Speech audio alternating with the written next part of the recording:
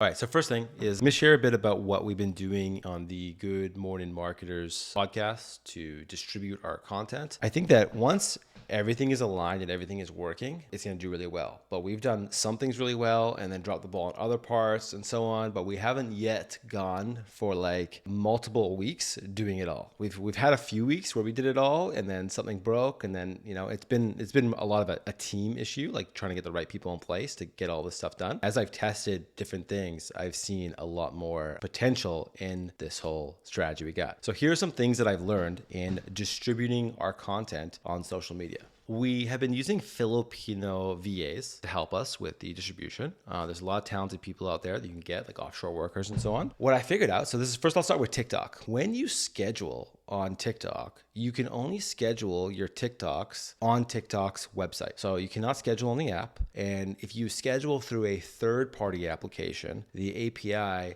does not allow for direct scheduling, similar to how Instagram used to have that limitation. It will send you a notification using the platform's app. It'll preload your video in TikTok with your caption that you chose, but you have to actually hit the publish button at that time. So the only way to schedule your TikToks is on TikTok's website. So what happens when you have a VA in another country? Let's say we want to schedule our TikToks at 12 o'clock Pacific time. So if she schedules at 12 o'clock, but to her, it's like 3 o'clock in the morning or something, TikTok will publish it first to the people in your area. So even though she has calculated that, call it 3 a.m. is 12 p.m. Pacific, TikTok sees it as posting it at 3 a.m. in the Philippines. If it doesn't get a lot of engagement, it dies down. So what happened was she had scheduled all these TikToks and they all were tanking. Some of them getting like 0 to 2 views. I was like, what is going on?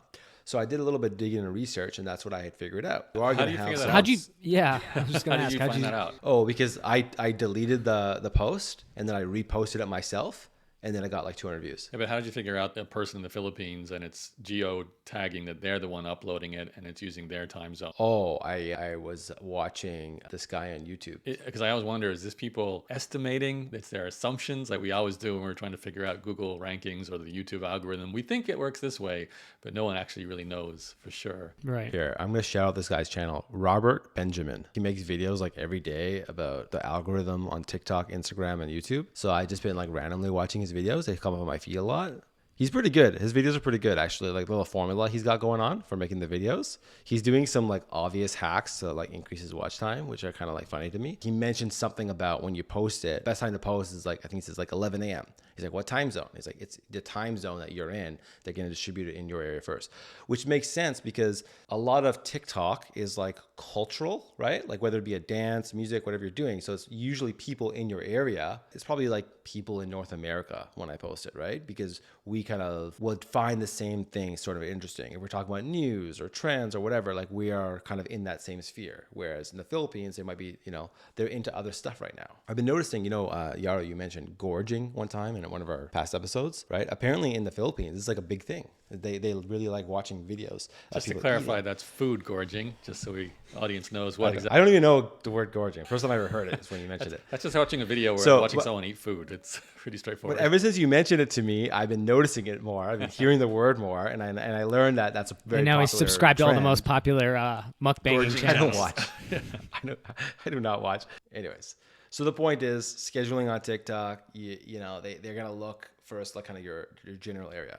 The other thing I learned, again, I think I learned this from Robert or Googling something, is that now you can have longer captions in TikTok. And so what they're looking for is more descriptive text, and that potentially that they are using their AI to read your text to get context about what your TikTok is about. Whereas before they were relying more on hashtags. So apparently hashtags are out and long descriptions are in on TikTok. So when you schedule your TikTok, you can only schedule it on the TikTok website. If you have a VA doing it, get them to use a VPN. I believe the best time to post is like 11 a.m. All these platforms is like, I think it's arbitrary the time you post as long as like within that area, right? But it's like 11, 3, and 8 or something like that. And then longer descriptions are now the thing. With the TikTok caption, you're making it sound like metadata, like on a blog post. Because I was thinking about this when I was uploading my TikToks and I was going and then using TikTok afterwards. I'm like, I don't actually see the title. I just watch the video. You're scrolling through and you just. So I was like, this is not influencing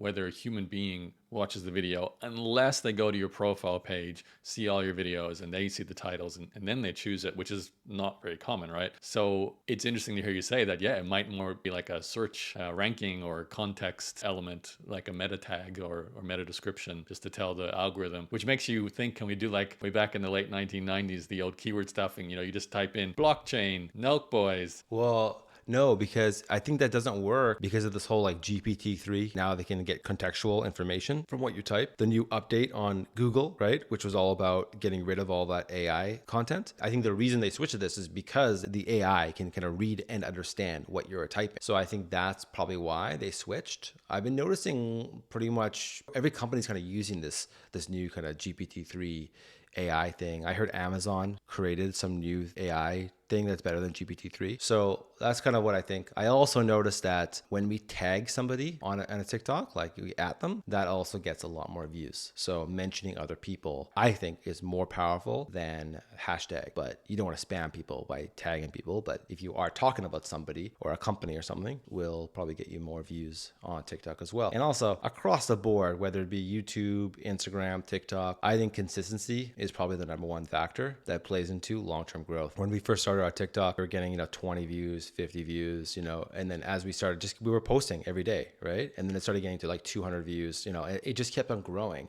Then we didn't post for a week. I posted, it went back to 20 views. It's kind of challenging as a creator. You basically need to post every day. I think it's like a once a day thing. What happens if you like repost previous content on this platform, or is that not how it works exactly with TikTok? I haven't tried it, but I'm sure that if you were to like repost something, I would change the file name when you upload it. If you could change the music in the background or something, just something so that way this AI thing cannot figure it out would maybe work. I deleted the post that my VA uploaded and I re-uploaded it, and that did work. So that could be a potential thing. I don't know if it's good or bad if you're deleting your past posts, but for the most part, you really want to grow business as brand, a creator. You got to look at how do I post every single day. So what's the metric on TikTok? Is it followers? I honestly think that the whole TikTok followers and likes and all that, I think it's mostly fake. We talked about this before. Yeah. And I also think that YouTube is copying that strategy. I think the views that we're getting on our shorts are fake. I have some theories around that too. I think that we're going to start seeing more and more of that. I think you're going to start seeing your reels. You're going to like, oh, wow, I got a lot of views. And I think that TikTok started this whole fake followers, fake likes, fake views trend. Well, that's the metaverse. We should call it's more like fake views are the easiest to fake. When you get likes, you might look at who liked, and then you can look at their profiles and be like, these are a lot of fake profiles, which I noticed that, right? Mm-hmm. And same with the followers. I noticed I get a lot of, they look like fake followers. It's like reading the text in the Matrix. The outside eye can't see it. It just looks like numbers on the screen. But when you go in, you see bot, AI, bot. If it's somebody's name with numbers and then they haven't posted anything and they're following a bunch of people but they have no followers, I'm like, that's fake. Matt, are you using like an email list though as part of this strategy? Because to me, that's always been the metric I would judge the most. So yeah, I get 1,000 views or 10,000 views or whatever to a video. Great. I'm more known. I've got more engagement. But at the end of the day, I want them to actually take an action, which is usually subscribe to the channel. But really, I want them to subscribe to my email newsletter. So is that part of what we're doing for Good Morning Marketers, or is that not it yet? I have been driving everybody to YouTube. Okay. So everywhere we post, everything we do is go to YouTube, subscribe on YouTube, watch on YouTube, right? That sort of thing. Email list is definitely a better idea. Well, I mean, what's the next step after YouTube? Yeah, but I think with like TikTok right now, it's just a matter of like getting people to even care that we're posting. We're still trying to figure out what is the content that's going to work, right? We need to build the relationship with the audience. Tom and I talked about this on our last episode we recorded together, was this whole idea of it's very difficult to have a relationship with the people on TikTok, because when you're on TikTok, the kind of content there, it's not really like personal. On Instagram, people are posting they're out for dinner with their friends, they're doing these things, right? It's like you're getting to know people, right? Whereas TikTok, it's all about broadcast, entertainment, broadcast, right? So it's harder to kind of build that relationship. Twitter is the same. I remember a person talk about growth strategies for Twitter, and they said it's all about consistency, like you said, Matt, but also engagement in other people's content. It was like, got to be part of the community. That's absolutely correct.